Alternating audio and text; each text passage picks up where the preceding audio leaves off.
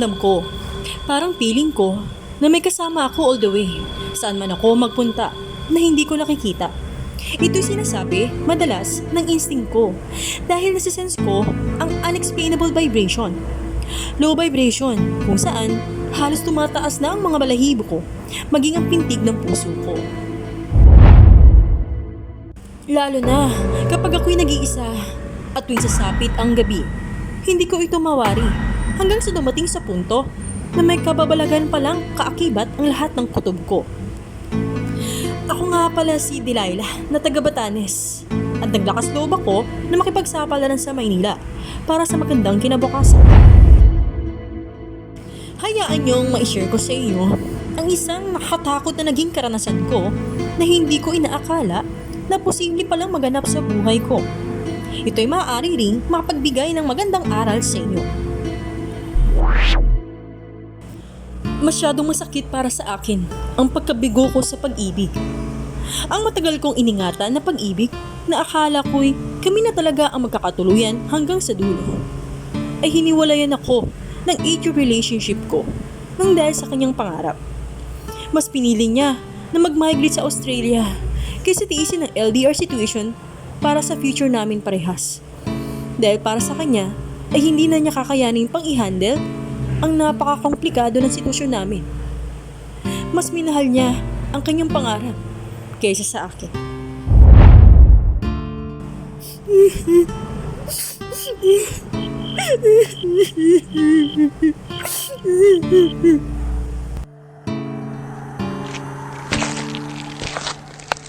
Oh, anak.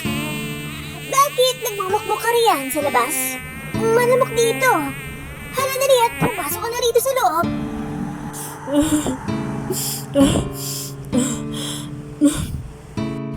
Teka, sandali lang. Umiiyak ka ba? Ha? Hindi ma. Medyo sinisipon lang talaga ako kasi malamig na pala ang hamog dito sa labas. Sa dami ng mga iniisip ko. Ayan na, hindi ko na pala napansin na sobrang gabi na pala. Nako, anak. Huwag ka nang mag-deny pa dyan. Ramdam ko naman na may problema ka.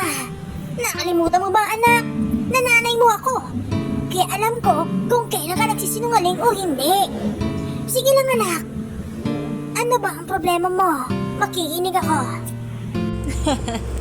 Huling-huli mo talaga ako ma. Kahit na kailan. Alam mo na talaga kung kailan ako magsisinungaling o hindi. Ma? Okay, sige.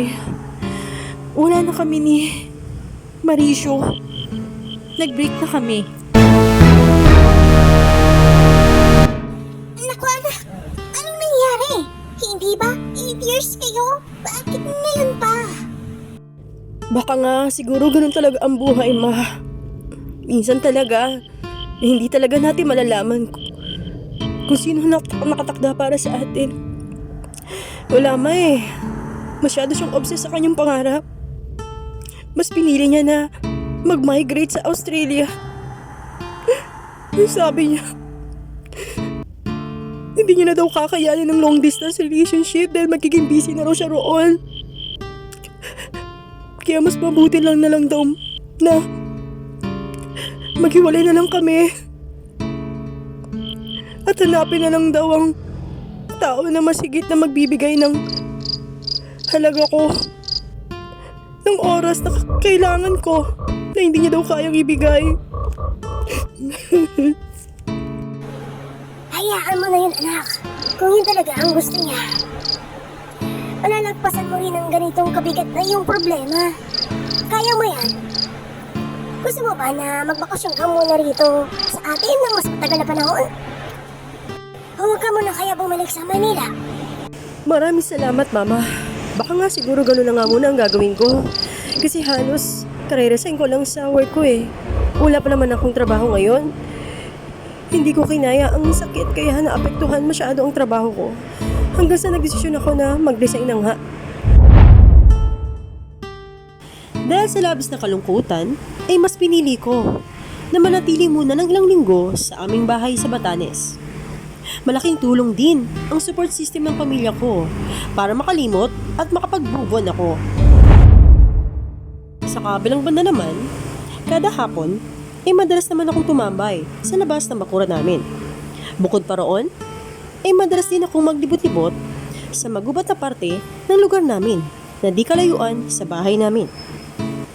Yung ilan naman sa mga kapatid ko, mas bata pa sa akin, madalas ko namang yayain sa tuwing mapag-iisipan namin na manguha ng mga mangga sa isa sa pinakamalaking puno ng hitik na bunga ng mangga sa tuwing may isip pa namin na pumasyal doon. Isang araw, bigla ko na lamang naisipan na umakyat ang puno ng mangga. Nang minsan akong nahalina sa sobrang dami ng mga hitik na bunga nito. Kung kaya't, sa pag-akyat ko ng puno, ay yun din pala ang magiging mutya ng nakakatakot na sitwasyon na aking mararanasan.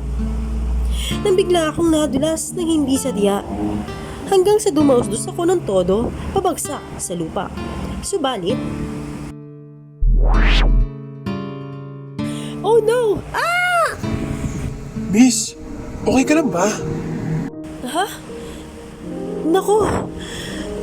Salamat, Mister, salamat sa pagsalo mo sa akin. Nakakahiya naman. Okay lang yun, Binibini. Kamusta naman ang pakiramdam mo? Ha? Pakiramdam ko? Ayun, kinakabahan. Kasi akala ko katapusan ng mundo ko eh. Ako, pagkatapos ng nangyari ngayon, hindi ko lang alam kung buhay pa ako. Sandali lang. Ako dapat ang magtanong ng kung kamusta ka naman. Hindi ka ba nasaktan? Kasi sa pagkakaalam ko eh, medyo mabigat ako eh. Pasensya ka na, mister, ha? Ha? Naku, miss, hindi naman. Ang gaan-gaan mo nga eh. Sandali lang. Bago ka lang ba rito? Kasi ngayon lang kita nakita eh. Naku, Binibini. Taga-kabilang bayan lang ako. Dito lang talaga ako dumaraan madalas kapag ako'y dumarayo sa barangay nyo. Kasi mas madali ang daan dito eh. Siya nga pala, mister. Pasensya ka na, ha? Kanina pa ako nakipag-usap sa'yo. Pero hindi ko man lang nagawang ipakilala ang sarili ko. Ako nga pala si Delilah. Diyan lang ako nakatira sa bahay na yon. Yung natatanong mo yon, banda roon sa may bandang kanang yon. Okay po. Ako naman si Natori. Kinagagalak kitang makilala. Isang magandang Binibini. Oh, talaga ba? Thank you, ah. Hindi ko naman mapigilan na mailang nang biglang hinalikan ni Natori ang aking kamay pagkatapos niya magpakilala sa akin. Sa paglipas pa ng ilang araw, madalas ko na siyang nakikita saan man ako magpunta. At kadalasan, ito hindi inaasahan. Ang naging setup ng aming pagkikita kadalasan ay parati na lamang pribadong lugar o di kaya isang magubat na lugar. At sa tuwing ako'y nag-iisa, parang nakabisado ko na tuloy ang kanyang vibration na naging marka na niya sa aming pagkikita. Isang araw, bigla parang nagulumihanan ako kung bakit parang ang vibration na iyon ay napaka-pamilyar sa akin. Bigla tuloy ito nakapagdulot sa akin na isang nakakapangilabot na pangamba. Isang linggo bago aming pagkikita, madalas akong nakakita ng aninong itim sa mismong pader ng aming bahay, lalo na sa aking kwarto. Akala ko nga namamalikmata lang ako, subalit hindi pala. Dahil ito'y naging paulit-ulit nang nangyayari sa akin, sa aking pagtulog. Ewan ko ba, parang may isang hindi ko maipaliwanag na anino ang nararamdaman ko, na parang nasa paanan ko lamang iyon o di kaya sa gilid ng aking kama.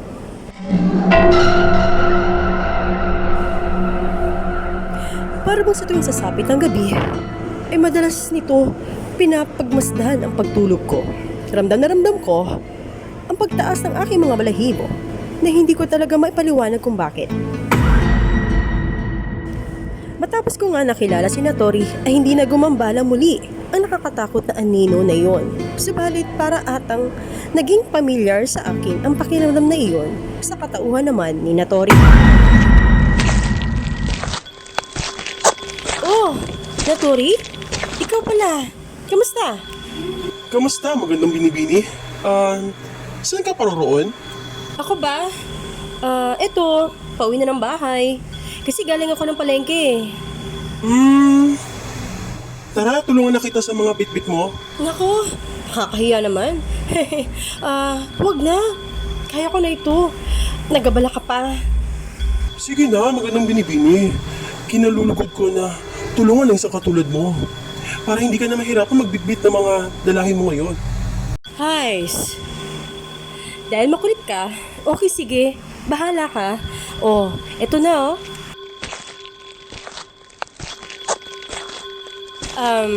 Ikaw naman, saan ka ba galing? Ako? Sa kabilang bayan. May bibilin sana ako sa palengke. Kaso, bigla naman kita nakita. Ganun ba? Naku, nakakahiya naman. Sure ka ba talaga? Sige na. Bilhin mo na yung dapat mong bilhin sa palengke. Kaya ko naman yung sarili ko eh. Hindi naman kailangan ng tulong para sa mga kaunti lamang na bitbitin na to. Pauwi sa amin. Sige na. Huwag ka na mag-abala. Hindi, okay lang. Basta para sa iyo, Delilah. Makakapaghintay naman yung lakad ko eh. Nakita nga kami ng hindi inaasahan. Minsan ni Tori sa isang daan. Habang pauwi ako sa bahay namin, galing sa palengke. Hanggang sa nag-offer siya na tulungan ako sa aking mga pinamili para ihatid na rin ako sa bahay namin. Nang nakarating na kami sa bahay namin, maraming salamat na Tori sa paghatid mo sa akin. Walang anuman yun, Delilah. Ikinalulugod ko talaga na tulungan ng isang katulad mo magandang binibini. Gusto mo, kahit araw-araw pa eh. Oo, talaga? Sige, ganito na lang. Para naman makabayad ako sa gandang loob na ginawa mo para sa akin sa araw na to. Okay lang ba sa'yo? Dito ka na rin sana kumain ng tanghalian. Sakto, magluluto na kami. At gusto na rin kita ipakilala doon sa sa magulang ko. Kung okay lang sa'yo. Halika, pasok ka sa bahay namin. Ha? Naku, huwag na. Okay na talaga, Delilah. Siguro sa susunod na lang. Promise. Sa ngayon kasi, niisip ko, marami pa akong bibilin sa palengke eh. Tsaka kailangan ko na rin kasi bumalik sa sa bayan. Marami din akong gagawin eh. Maraming salamat na sa offer mo ha.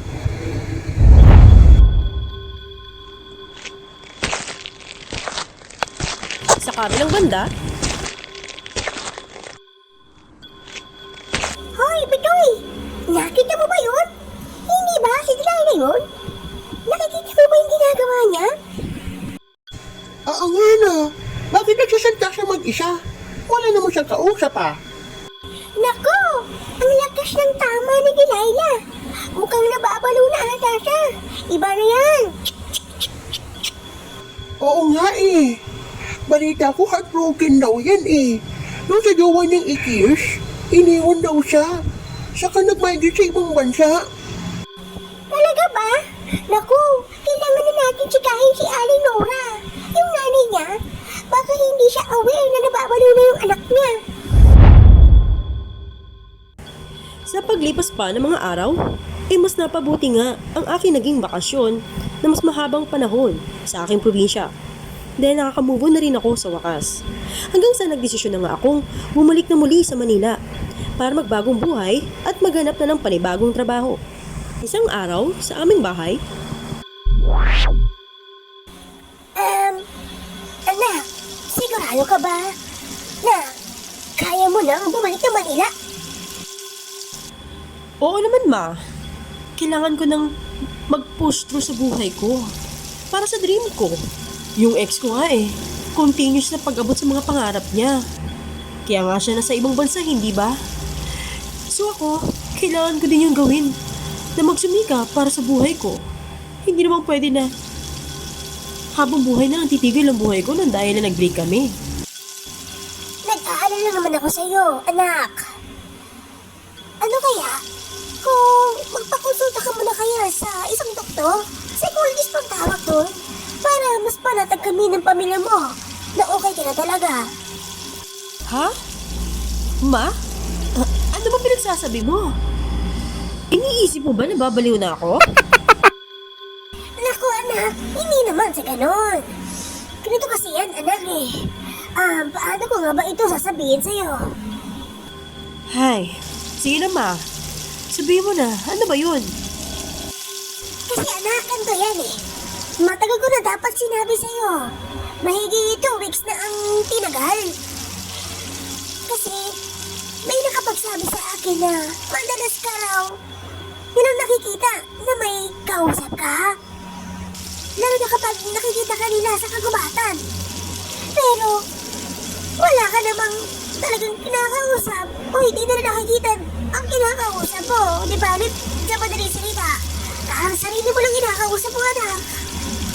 Iisip ba na parang alam mo nang ibig ko sabihin. Naku ma, ano namang chismis yan? Baka naninira lang sila dahil sa inggit. Naniniwala ka ba sa mga sinasabi nila ba? Almost everyday tayo nagkakasama rito, hindi ba? Nakikita mo naman yung mga ginagawa ko. May kinakausap ba ako? Na hindi mo nakikita? O nakikita mo ba nagsasalita ako mag-isa? Dito sa loob ng bahay? Hindi naman anak. Labis lang talaga ako nag-aalala para sa'yo kasi magulang mo ko. Ayan naman pala ma eh. Huwag kang maniniwala kung kani-kanino. Baka naman ang tinutukoy nila ay si Natori. Siya nga pala anak. Nasaan ba yung sinasabi mong Natori ha? Hindi ko pa siya nakikilala. Hay, yun na nga mama eh. Sayang ang chance. Eh alam mo naman di ba ma? Bukas na yung pagbalik ko sa Manila. At saka, taga-kabilang bahay pa yung nakatira ma eh. Baka siguro sa susunod na pagbalik ko na lang. Dito sa probinsya natin, sa susunod na bakasyon. Kung magkakaroon ng chance. Okay, sige. Ingat ka na lang doon sa Manila, anak ha. Basta, kapag nangailangan ka ulit ng tulong, uwi ka lang dito sa province ha.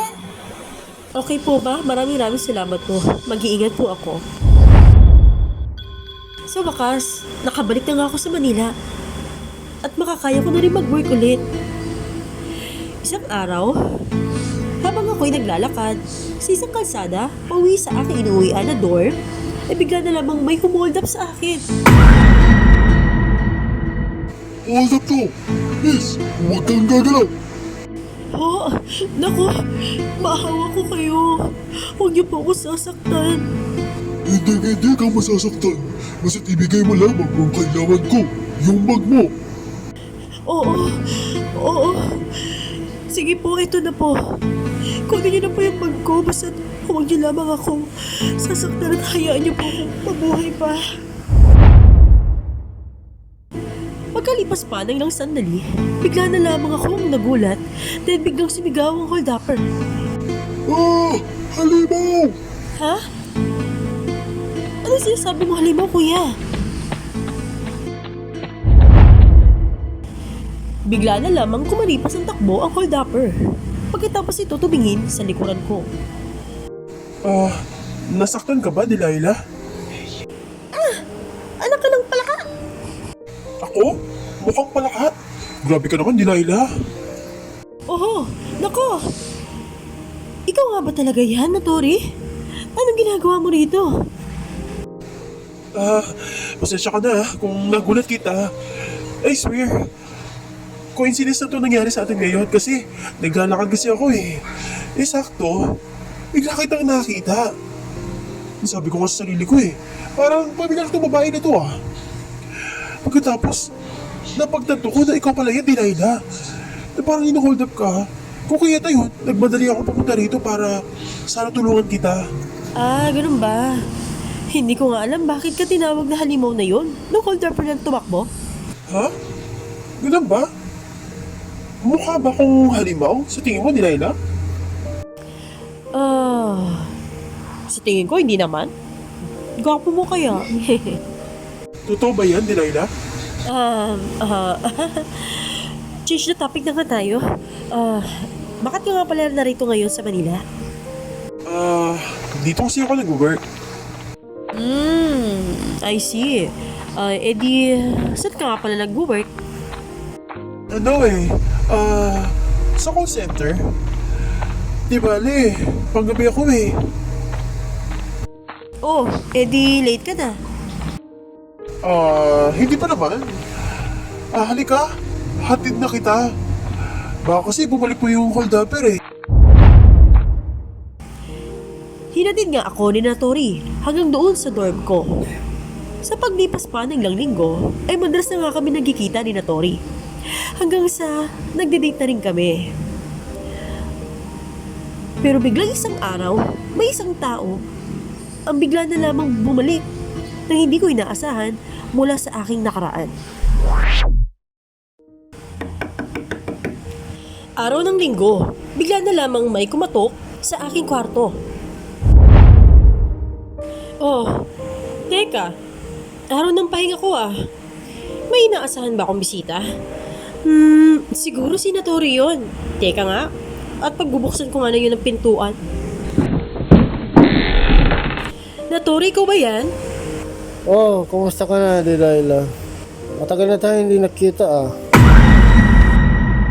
Ikaw? Marisyo? Anong ginagawa mo rito? Hindi ba nasa Australia ka na? Patawarin mo ako, Delilah. Patawarin mo ako. Hindi ko talaga kaya. Ano ang hindi mo kinaya? Hindi ko kaya nang mawala ka sa buhay ko. Ha? Bakit ka nagkakaganyan ngayon? Naalala mo ba na sinabi mo sa akin noon? Mas importante sa iyong pangarap mo. Patawarin mo ako, Delilah. Mahal na mahal pa rin kita. Pwes, huli ka na dahil sinaktan mo na ako. Please, Delilah. Please, sana bigyan mo ako ng pagkakataon. Bumawi sa'yo sa mga mali kong ginawa. Mas importante ka kaysa sa akin. Alam mo, kung ako sa'yo, umalis ka na. Dahil wala ka nang babalikan. Hindi! Hindi! Please, hindi ako titigil hanggat makakuha ko muli ang pagmamahal mo sa akin. Isang shocking ang nangyari sa araw na yon. Biglang tumampad muli si Mauricio sa labas ng pintuan ng dorm ko. Pagkatapos ng ilang buwan, nang naging hiwalayan namin, ay nagpakita siya muli sa akin. Gumuhit muli ang sobrang sakit sa puso ko, bunga na nangyaring hiwalayan naming dalawa.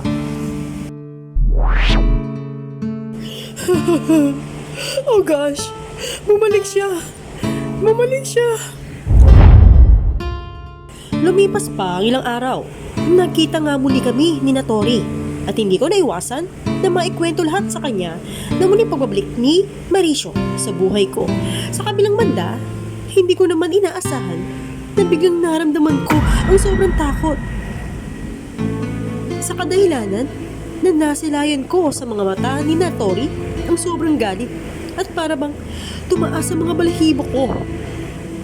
Parang naramdaman ko ang takot ang naramdaman ko noon nung may anino pa akong nakita noon sa loob ng bahay namin sa Batanes. Sumama ka na sa akin, Delilah. Ha? Anong sinasabi mo? Sasama? Bakit? Saan tayo pupunta? Mas maalagaan kita roon. Malayo-malayo sa mundong ito. Ha? Hindi ka pwede mapunta ka na naman. Sa akin ka lang. Anong sinasabi mo? Sandali lang. Bakit nag-iiba yung kulay ng mga mata mo? Nagiging pula na. Nag-iiba na rin ang anyo mo. Oh my gosh! Hindi ka pala tao. Lumayo ka sa akin. Lumayo ka sa akin.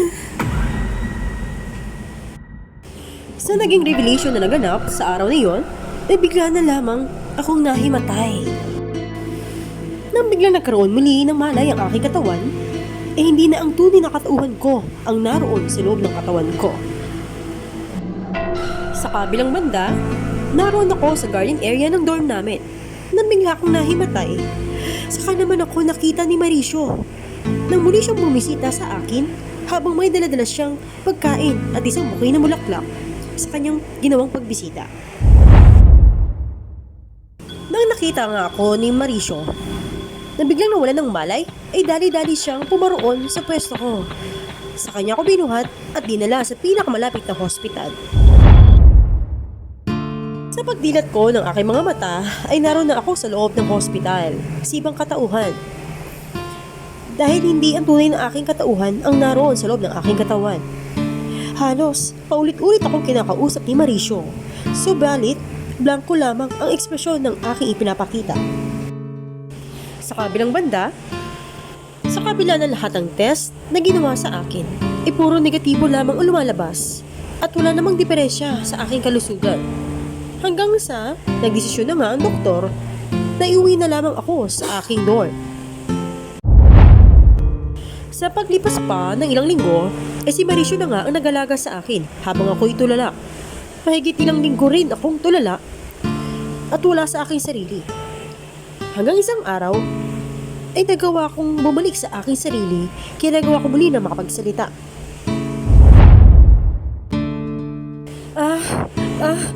Mauricio, tulungan mo ako. Iligtas mo ako. Please, Mauricio. Oh, sa wakas, Delilah, nakapagsalita ka na ulit. Sandi lang. Iligtas? Anong ibig mo sabihin na liligtas? Please, ayoko na roon sa pinanggalingan ko. Kinukulong niya ako. Nakakatakot doon. Biyag ako ni... Hindi ko na nga naituloy ang sasabihin ko pa dapat. Dahil biglang bumalik uli sa pagkatulala ang sarili ko. Delilah! Delilah! Ano ibig mo sabihin? Bakit hindi ka na sumasagot? Dumili muli ang aura ko sa katauhan ng iba. Sa paglipas pa ng ilang linggo, dila na nga ako ni Mauricio sa isang albularyo. Sa kalagitnaan ng proseso ng panggagamot sa akin, ay lumabas ang proseso ng isang itim na engkanto.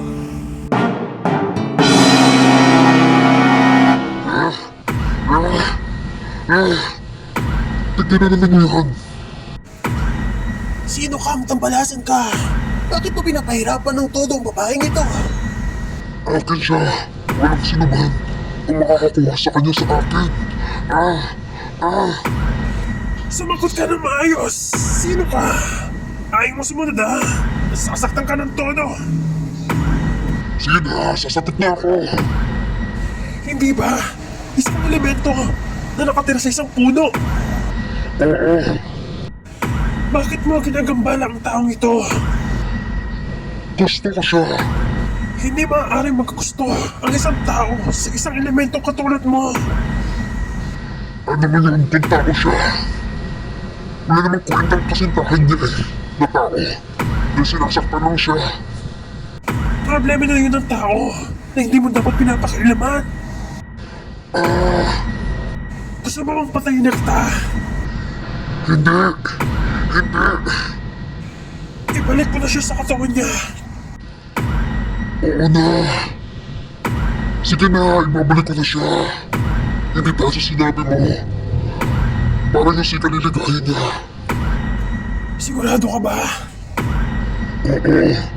Sa sandaling panahon na dinala ko siya rito sa aming mundo. Hindi niya pa rin magawa maging masaya.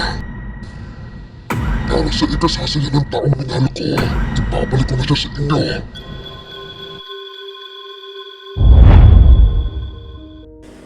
Pagkatapos nga ng gamutang iyon, ay nagbalik na nga ang sarili kong katauhan sa katawan ko. At sa paglipas pa ng ilang buwan, ay matinding pagsuyo ang ginawa naman ni Mauricio para lamang makuha muli ang aking tiwala. Kalaunan, ay nagkabalikan na nga muli kami ni Mauricio at sa paglipas pa ng isang buwan, ay hindi na nga ito nakapaghintay na magpapose sa akin ang kasal. At tinulungan na rin niya ako na mag-migrate sa Australia At doon na nga kami nagsamang dalawa na masaya.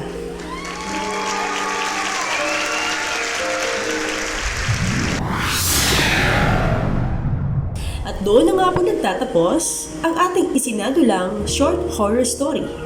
Naway nagustuhan niyo po ang ating ginawang kwento para sa pagkakataong ito. Kung kayo po ay naaliw sa ating ginawang kwento ngayon, sa mga pagkakataong ito, huwag niyo pong kalimutan na mag-subscribe, mag-like, at mag-comment sa aking YouTube channel kung may nais po kayong sabihin. Huwag niyo rin pong kalimutan na mag-click ang bell para always po ay ma-notify kayo sa ating mga susunod pang ipopost na kwento. Maraming po salamat sa lahat. Hanggang sa susunod pong muli. Have a good day!